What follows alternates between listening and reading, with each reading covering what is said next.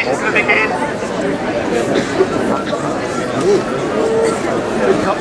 We're going to begin with from the Green Party, Councillor Stephanie Powell.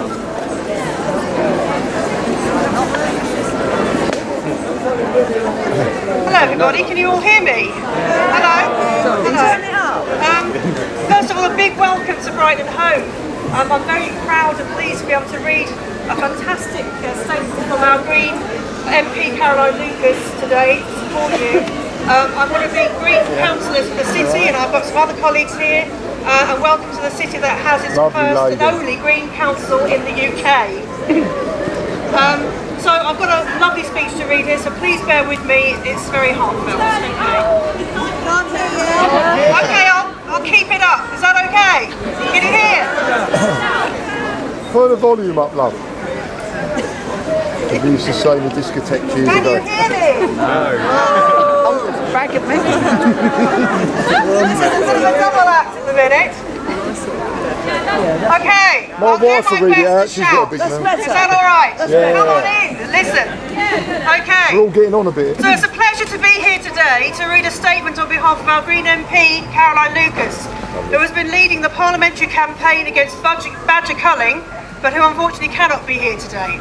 She has asked me to pass on her heartfelt support to all of you who are so committed to protecting Britain's badgers from needless slaughter.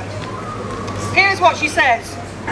This government should be ashamed of the way it is ignoring public opinion on badger culling, the way it is cherry-picking the research that's already been done and failing to heed the opinions of so many scientific experts, the way it is ignoring a parliamentary vote that I secured and which sent a clear message to ministers that MPs don't back their culling policy, and the way it is constantly shifting the goalposts trying to get the results it wants from those pilot culls.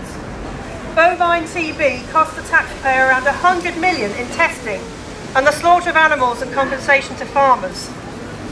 The scale of the problem is such that it is deeply irresponsible and unfair for the government to gamble with farmers' livelihoods and with the future of one of our best-loved wildlife species. This government says it is concerned about the interests of farmers, yet it is asking for them to take all the risks by bearing the main financial burden of a policy that will not deliver on its promises and may even make the problem of cattle TB much worse. Bear with.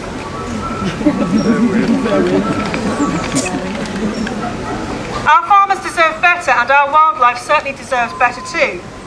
The government has admitted to me in response to parliamentary questions that it has no way of assessing whether the cull methods being used are humane, and it also has no way of knowing how many of the badgers it is killing are infected with TB, and it's not even carrying out any regular post-mortem. Yeah, they're not interested.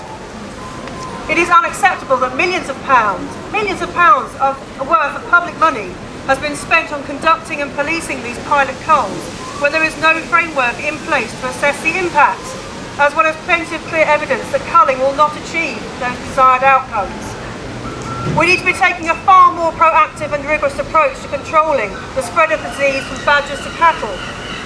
That means investment in vaccination, in biosecurity, in improvements to animal welfare and other evidence-based alternatives to culling. We should follow the lead taken by Wales and develop a strategy that puts badger vaccination centre stage. And we should prioritise securing the necessary changes at EU level to allow a cattle vaccination plan to go ahead. So lobby your MEPs, please. This is how to stamp out bovine TB, not shooting our much loved wildlife. And across the country, people have taken to the streets in defence of the badger, one of Britain's most loved and iconic animals, and all of you here have come from all over, I believe, to do this today. You'll know that the government has recently announced a further 8-week extension to allow yet more badgers to be killed in Gloucester, despite the potentially drastic impact on pregnant sows and badgers' preparations for winter.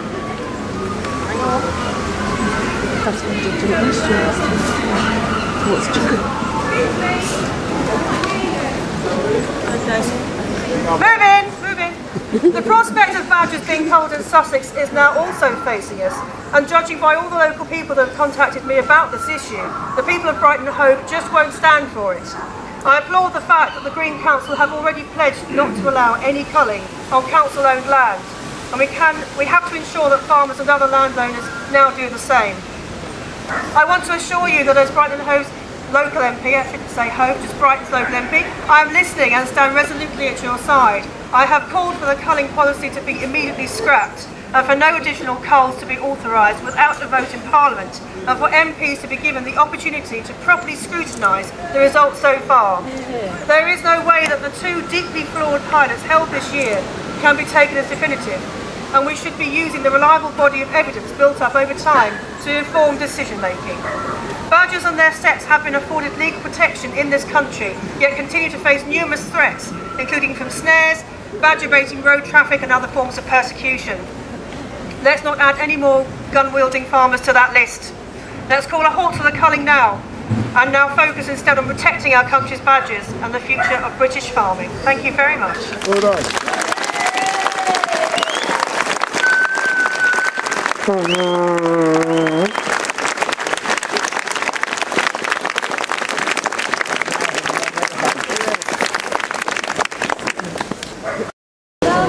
Hi everyone, can you hear me alright?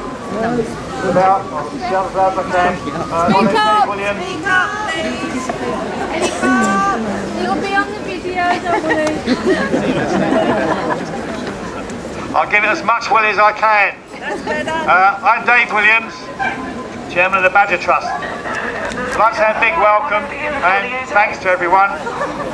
I've been actively involved in opposing badger cull for over 25 years, including the Krebs trial, which involved killing some 12,000 badgers, but never has it been such a profile as it is now. This is in part due to Team Badger, and especially Brian May, who sent his apologies. He hoped to join us, but his commitment weren't. Is that better? No. That's the best I can do. You have to come closer, I'm sorry. Put one speaker in front of the other one. No, boost it. If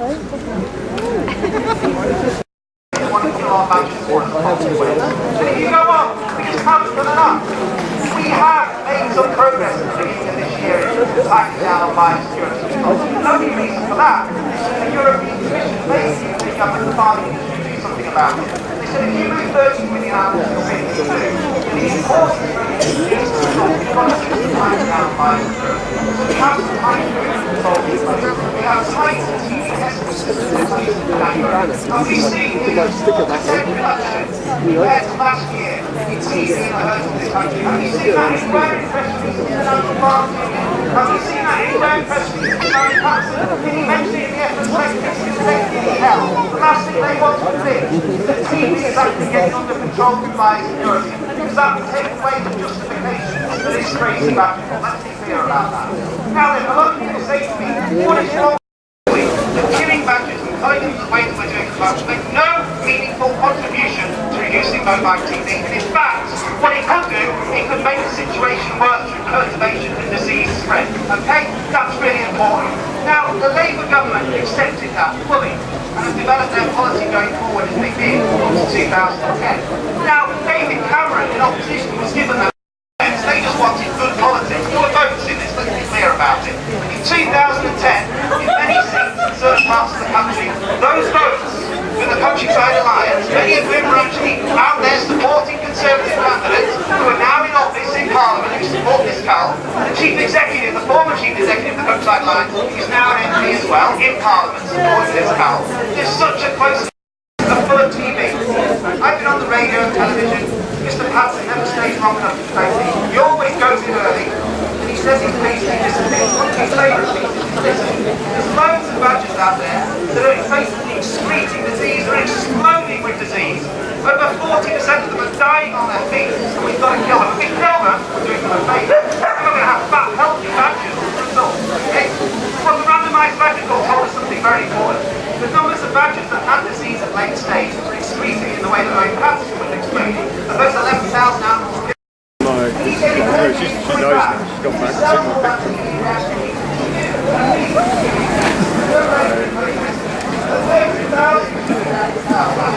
Some point in their life. like that, people go to our schools and go to our hospitals. Afghanistan as well. And then you have the chief. Who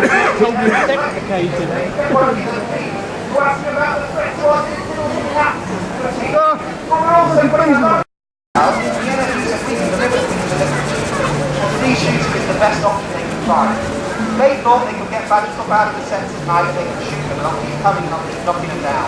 Any marksman who knew anything about shooting animals would have told you that was going to be very difficult. But only passing the NFU didn't want to. They went ahead with those polls. In the first week in Somerset in Gloucestershire, they only killed just over 90 badgers in both poll zones. As those polls go on, it's been a complete utter disaster. The beats to the BBC this week from Deborah sources told us that in the whole Gloucestershire Cull, the 70% target rate they have for badgers.